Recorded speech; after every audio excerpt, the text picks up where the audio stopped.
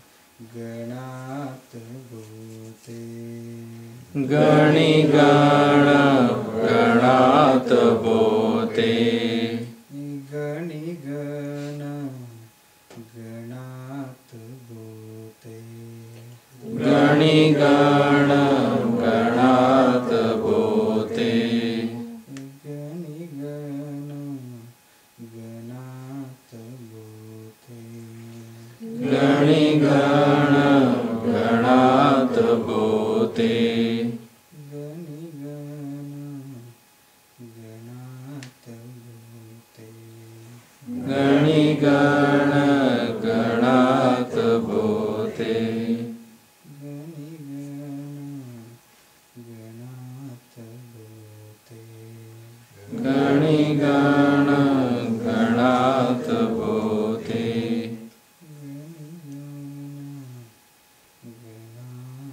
बोते गणी गण गणात बोते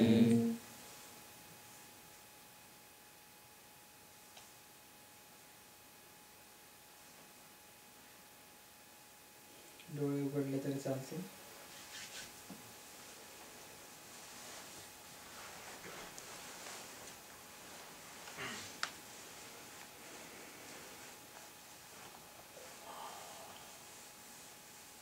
काही फरक जाणवला? Feeling good? ही शब्दामधली ताकद आहे. हीच ताकद तुमच्या प्रश्नावरती, तुमच्या दुःखावरती काम करते. गणी गणगणात बोलते काय शब्द आहे,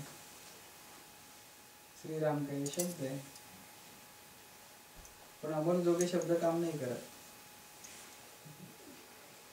उदाहरण देतो असणार तर काही नाही. श्रीराम जयराम आणि गणिगण गणात बोलते म्हटल्यावरती हा अनुभव आला. आणि म्हणून जर आपण ते 1108 वेळा लिहिलं तर आपल्याला अनुभव येऊ शकतो. एक झलक दाखवली, किती 2 मिनिटं म्हटलं आपण, तर ते काम करतात. विशेषतः तुम्ही सगळ्यांनी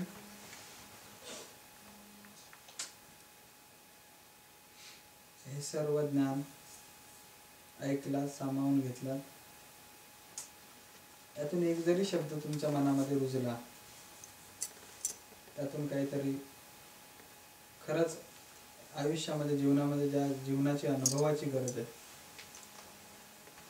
आणि हे झाड जर का अनुभवाचं रुजून आलं, तर मला वाटतं खऱ्या अर्थाने आज सत्संग आपण जो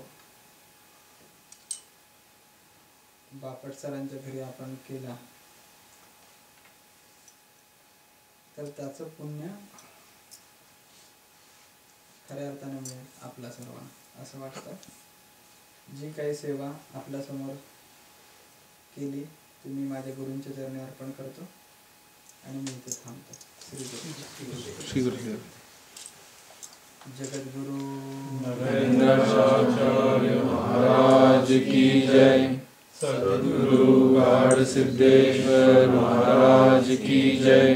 संत शिरोमणि गजानन महाराज की जय.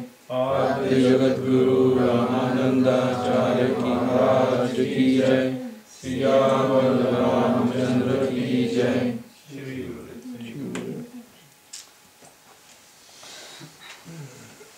कोणाला पर्सनल प्रश्न विचारायचे असतील तर विचारू शकता, म्हणजे बाकीच्यांनी थोडे लांब राहतील, व्यक्ती म्हणून विचारू शकेल, मी गाईड करू शकतो त्यावर.